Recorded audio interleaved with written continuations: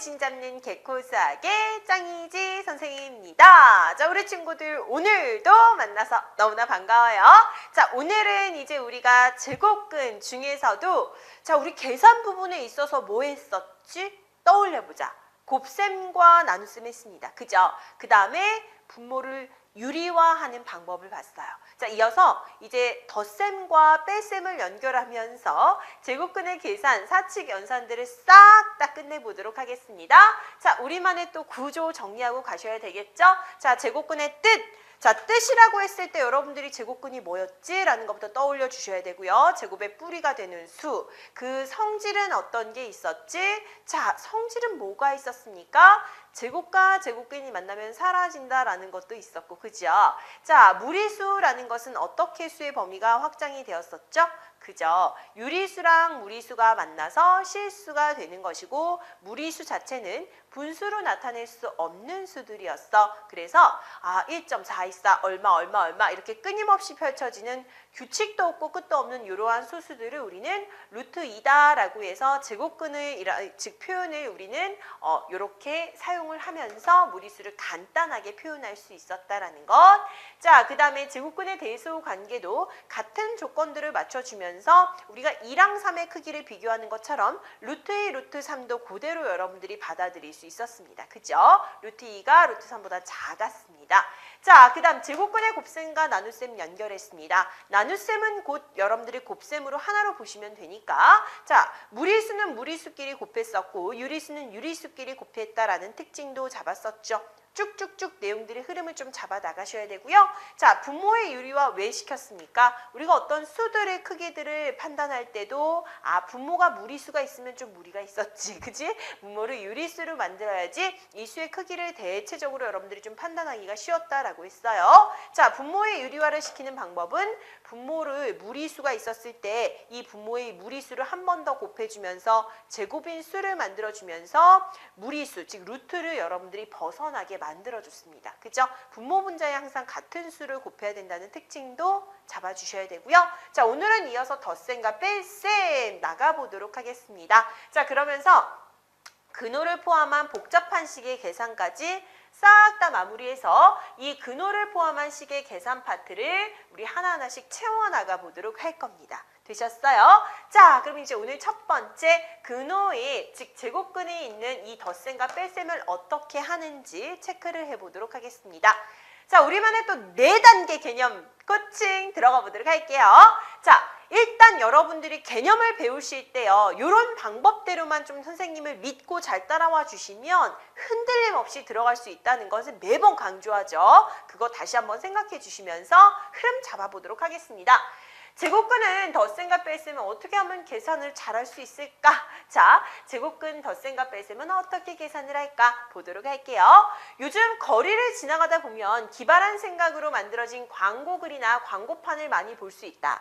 자, 어느 광고판을 제작하는 회사에서 다음 그림과 같이 세로의 길이가 루트 5m 이고 가로의 길이가 2m, 3m인 두 직사각형 모양의 판넬 P와 Q를 이어붙여 큰 광고판을 만들려고 한다. 자, 두 판넬 P와 Q의 넓이를 합한 직사각형의 넓이는 얼마일까? 라고 했습니다. 어떤 광고판을 만들기 위해서 이들의 이제 길이들을 여러분들이 넓이들을 좀 계산을 해야 될 일이 있다라는 거죠. 이때 얘들아, P라는 판넬의 넓이와 그 다음 Q라는 판넬의 넓이, 얘네들을 합한 전체 직사각형의 넓이를 한 번씩 구해보면서 우리가 여기에 있는 2m, 3m, 그 다음에 루트 5가 있는 얘네들의 넓이를 여러분들이 하나하나를 좀 구해보도록 하겠습니다. 그럼 방법은 어쨌거나 얘네 따로 구해가지고 더하는 방법이 있겠고 한꺼번에 가로 곱하기 세로로 나타내는 방법도 있겠죠? 자, 그럼 이제 우리만의 4단계 첫 번째. 자, 우리는 문제를 먼저 이해하셔야 되겠죠? 모든 문제에는 묻고자 하는 마지막 부분이 있습니다. 그죠? 자, 묻고자 하는 것이 뭐였습니까? 두 직사각형 모양의 판넬 P와 Q의 넓이의 합을 구하려고 했습니다. 이들의 합. 그치? 자, 그러면 뭘 생각해야 될까요? 개념들을 생각해내셔야 되겠죠? 두 판넬 P와 Q의 넓이의 합은 큰 직사각형의 넓이와 같다라고 했어요. 그죠? 그러면 큰 직사각형의 넓이와 같으니까 내가 생각해야 되는 요소들 하나하나 적용 해결을 해보도록 할게요. 자, 어떻게 해결을 할까? 일단 판넬 P의 넓이는 각각 가로 곱하기 세로를 진행하시면 되겠죠? 2 곱하기 루트 5로 하면 돼. 그래서 2 루트 5야 라는 결론을 내릴 수 있고, 그 다음 판넬 Q의 넓이는 어떻게 하면 됩니까? 여기는 3 곱하기 루트 5로 하시면 되죠. 그래서 3 루트 5가 된다라는 것 확인할 수 있지?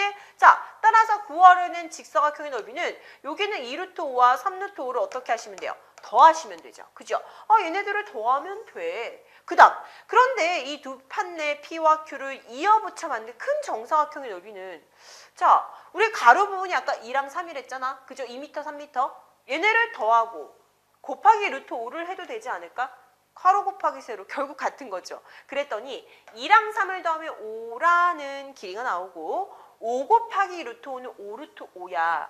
결론적으로 우리가 정리할 수 있는 거는 따로 계산을 해서 얘네들을 더한, 즉 이 값은 결국에 5 루트 5라는 결론이 날 수 있다는 것이고, 그냥 그들의 넓이들을 각각 구해서 더한 것과 가로 곱하기 세로로 한 번에 계산한 것이 같은 넓이다라는 것, 여러분들 그거는 익혀줄 수 있죠. 그죠?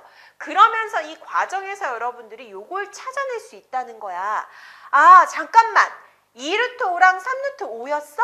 이게 5 루트 5야? 그러면 정말 2랑 3을 더해서 5를 만든 거고, 루트 5는 이렇게 한 번 더 써준 거네. 그죠?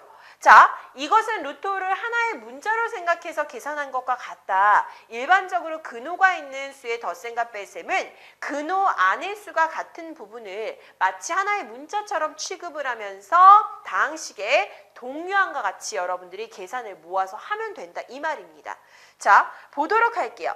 자, 예를 들어서 우리가 2 루트 5랑 3 루트 5를 더해서 5 루트 5라고 했어. 뭔가 한 번에 좀 받아들여지지 않잖아. 근데 여러분들이 이때까지 했던 계산 떠올려 볼까요? 2x에다가 3x 더했습니다. 이거 어떻게 한다라고 했습니까? 당연히 얘는 여러분들 나름대로 이제 계산을 했지. 이거 5x예요. 그죠? 마찬가지야. 요 x 대신해서 뭐가 들어갔다라고 생각하시면 돼요. 루트 5. 그죠? 요 x 대신해서 루트 5가 들어간 거예요. 그러면서 얘는 어떻게 된 겁니까? 5 루트 5가 완성이 되었다. 이렇게 쓸 수 있다. 이걸 여러분들이 받아들이시면 돼요. 됐습니까? 마치 문자처럼 여러분들이 취급한다라는 생각하시면 되고요. 자, 약간 그럴 수밖에 없는 게, 사실은 얘들아 루트 2라는 것 자체도 얘를 어떻게 보면 기호화를 한 거죠. 왜? 얘 원래 수는 1.414 얼마 계속해서 끊임없이 간 거고요. 루트 3도 마찬가지야. 1.732 얼마 뭐 이런 식으로 계속해서 끊임없이 펼쳐지는 수야. 원래 수는 이런 거야. 근데 얘를 이렇게 간단히 표현하자, 그냥 뭔가 여러분들이 간단히 표현하는 방법으로 나타낸 거예요. 그죠? 그러니 얘네들을 마치 여러분들은 그냥 문자처럼 취급하는 것처럼, 즉 동류항의 취급을 해주시면 되는데, 그때 중요한 게 있습니다. 자, 예를 들어서 2 루트 5라는 것과 더했어요. 3 루트 예를 들어 3이라고 했습니다.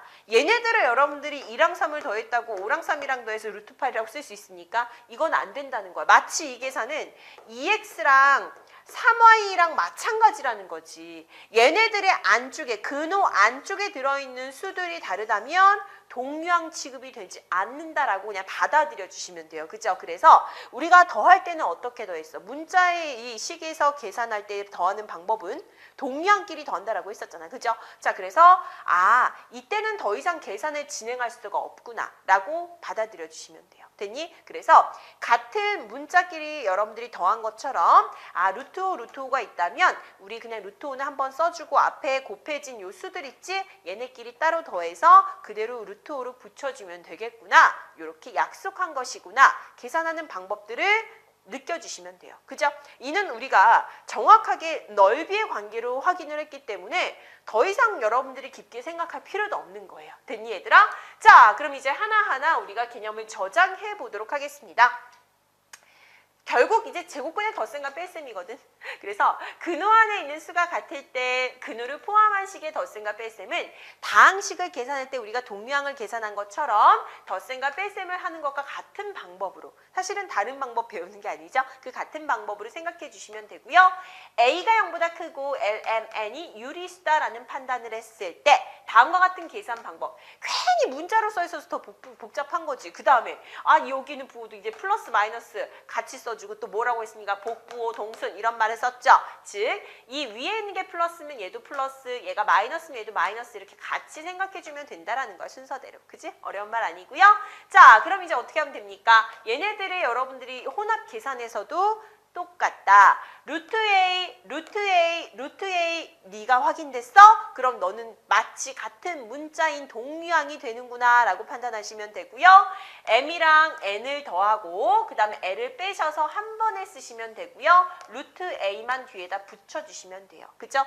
절대로 루트 2 더하기 루트 3을 여러분들이 곱셈으로 착각하셔가지고 얘네들을 곱해버리면 안 돼요. 하나의 덩어리를 만들어주시는 거 아닙니다. 덧셈에서는 절대로 이루어질 수 없는 일이었습니다. 그죠? 그래서 이렇게 하나의 근호 안에다 넣는 것은 안 된다라는 거 체크하시면 되겠습니다. 됐니? 완전 다른 문자인 거야. 알겠지? 자, 그럼 이제 우리 마지막 개념 스마트 부분 챙겨야 될 부분 챙겨보도록 할게요.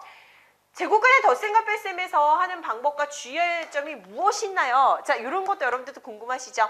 이 책에는 하나하나 다 넣어놨습니다. 자, 근호가 있는 식의 덧셈과 뺄셈은 우리가 1차 식에서 동류항의 덧셈과 뺄셈을 마찬가지로 생각을 하면서 계산을 한다라는 거고, 주의할 점 하나가 있어. 이런 거 챙기셔야 돼요.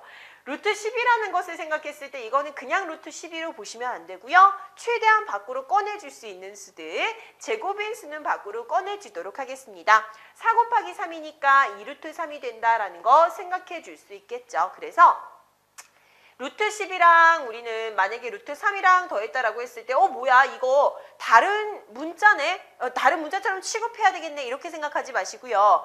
얘를 꺼내면 2루트 3이잖아. 그치? 그래서 결국 루트 3, 루트 3 얘는 어떤 덧셈인 거야? 2루트 3에다가 루트 3을 더한 거네. 루트 3 앞에 1이 있는 것과 같은 거예요. 그죠? 그래서 우리는 어떻게 2랑 1이랑 더해서 3루트 3입니다. 이렇게 계산할 수 있겠구나라는 것 체크해 보셔야 된다고요. 그래서 무조건 여러분들이 다른 계산이 되겠네. 얘네들 더 이상 할 수 없겠네 라고 생각하지 마시고 근호 안에 있는 수가 만약에 제곱인 수가 있다면 밖으로 꺼내서 최대한 간결하게 만들고 계산을 해야 된다라는 것 요거 체크하시면 돼요. 자, 근호 안의 수가 좀 복잡할 때는 여러분들이 소인수 분해를 해서 제곱인 인수를 밖으로 꺼내시면 돼요. 알겠죠? 그래서 한 번에 제곱인 수가 떠올리지 않으셔도 됩니다. 소인수 분해 이용하시면 되니까 너무 당황하지 말고 여러분들이 하나하나 차근차근 찾아 나가시면 돼요.